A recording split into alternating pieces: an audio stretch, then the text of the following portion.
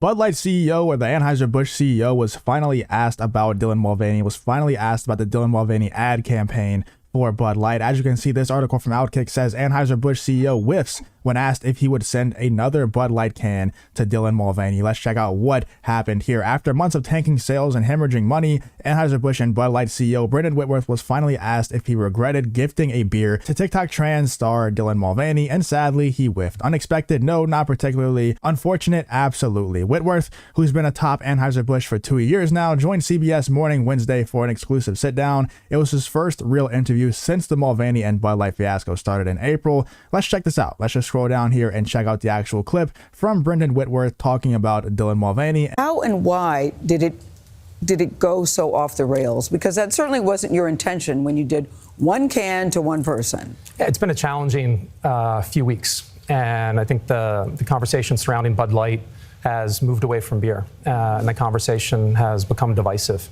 And Bud Light really doesn't belong there. Bud Light should be all about bringing people together. And there's been impact on the business, and I think that's publicly covered on Bud Light specifically. Yeah, so what was your intention? Take us to the beginning. What was your intention? What were you all trying to do here? And you've done this before, these promotional campaigns. Yeah, it was, just to be clear, it was a gift, and it was one can. But for us, you know, as we look to kind of the future and we look to moving forward, we have to understand the impact that it's had, and like I said, you know, that impact has taken place. But it's the impact on our employees, the impact on. Has he said literally anything yet? She asked him what his intention was for hiring Dylan Mulvaney or for sending Dylan Mulvaney a can to promote Bud Light, and he hasn't said literally anything. He's just like, we have to understand that there was an impact. The impact was made. Like, yeah, obviously, dude. Answer the question. Do you regret it? Like. On our consumers, and as well the impact on our partners. And I think one thing that I'd love to make extremely clear is that impact is my responsibility. And as the CEO, everything we do here, I'm accountable for. Given the moment we're in. That's funny because the two execs that made the decision to hire Dylan Mulvaney are fired, and you're still here. You're still standing as the Anheuser Busch CEO. So the people who got fired is obviously their fault, but you're saying that it's your fault. I don't understand that statement at all. How about we answer some questions here, Brendan? In this moment in America with trans issues at the top of a Republican social or conservative political agenda, knowing what you know now, if you could go back, would you send this can to this one person again? Here we go. There's a big social conversation taking place right now, and big brands are right in the middle of it. And it's not just our industry or Bud Light. It's happening in retail, it's happening in fast food.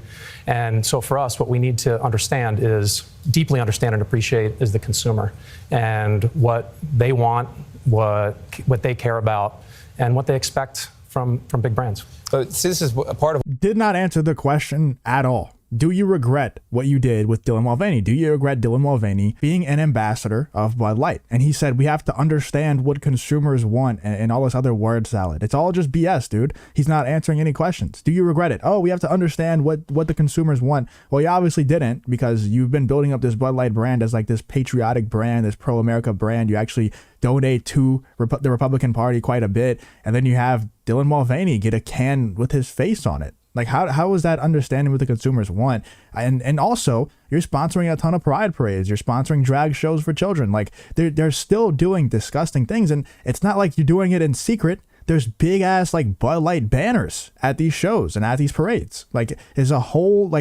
ton of people with Bud Light shirts dancing on a parade where right after them, a bunch of naked dudes walk past children. Like, it's insane. Like what this guy is saying, it's just such BS. He thinks we're retarded. Why you're getting it from all sides, because I asked you, would you do it again? And people on the trans rights side of things, supporting that community, want you to say yes, of course. We want that fortitude.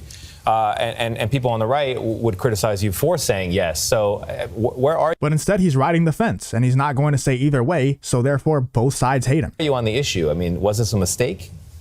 You know, Bud Light has supported LGBTQ since 1998, so that's 25 years. And as we've said from the beginning, we'll continue to support the communities and organizations that we've supported for decades. Mm-hmm. But as we move forward, you know, we want to focus on what we do best, which is brewing great beer for everyone, listening to our consumers, being humble and listening to them, making sure that we do right by our employees, take care and support our partners, and ultimately make an impact in the communities that we serve. So you did. Still a non-answer. Now, obviously, the first part of that answer, we're going to continue to support the LGBTQ community is, that's not what you want to hear. That's not what the boycott was about. We wanted him to say, no, we made a mistake and all that. But right after, he goes on to say that we're just going to focus on making good beer and bringing people together over beer and making good Bud Light products. So he's saying that he's going to support the LGBTQ community, but I would be shocked if they ever did anything like having Dylan Mulvaney be a brand ambassador again. I think that he is trying to say, yeah, we'll support them, but we're going to do it in silence. We're just going to focus on making good beer is what I think he's trying to say. But his answers aren't helping the situation. His answers aren't going to help his sales go up. All he had to do was say, yeah, my bad. I regret doing that 100%, and we won't do it again. That's all he had to say. And I don't think his sales would have went all the way back up from being 30% down, because I don't think that we should ever go back, no matter if they apologize or fully regret it or not. But I think it definitely would have helped a good bit if he just said that. Point out that Anheuser Busch has in the past supported the queer community. In fact, you had these cans in 2019 that were rainbow bottles that were sold in stores all across the country. But the political arm of Anheuser Busch has donated to anti-LGBTQ plus politicians. So where do you stand, and where does the company stand on queer rights? We support politicians that support our business.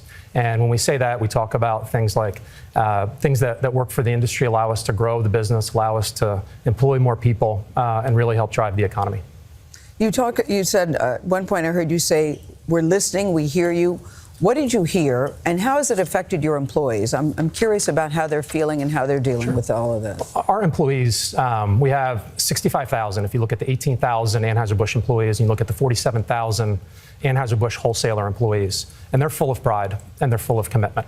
And so it's really a privilege, and it's humbling to have. Yeah, that's not what I'm hearing. I'm seeing a ton of videos and a ton of people saying, especially the salesmen who are going in the field and trying to sell to these grocery stores, trying to sell to these gas stations, and they just don't need any more Bud Light because nobody's buying it. I don't think that they have a ton of pride and that they have a ton of buy-in to the Anheuser-Busch and Bud Light brands right now, because not only is Bud Light, but also other Anheuser-Busch brands are struggling right now. They're just not selling. They're down 30% week over week. That's insane. So this week, in comparison to this week last year, they are down 30% in comparison to this same week last year in sales. So there's no buy-in, and that's pretty much the meat of this interview here. I just really wanted to show you the fact that he was asked straight up, do you regret partnering with Dylan Mulvaney? Do you regret that whole ad campaign? Do you regret sending a Bud Light can to Dylan Mulvaney? And Brendan Whitworth straight up just didn't answer, because he can't answer. They've already rode the fence for so long that if you get off now, it's going to be really bad no matter what. Because even, like I said, if he gets off the fence and he comes over to our side and he says, yeah,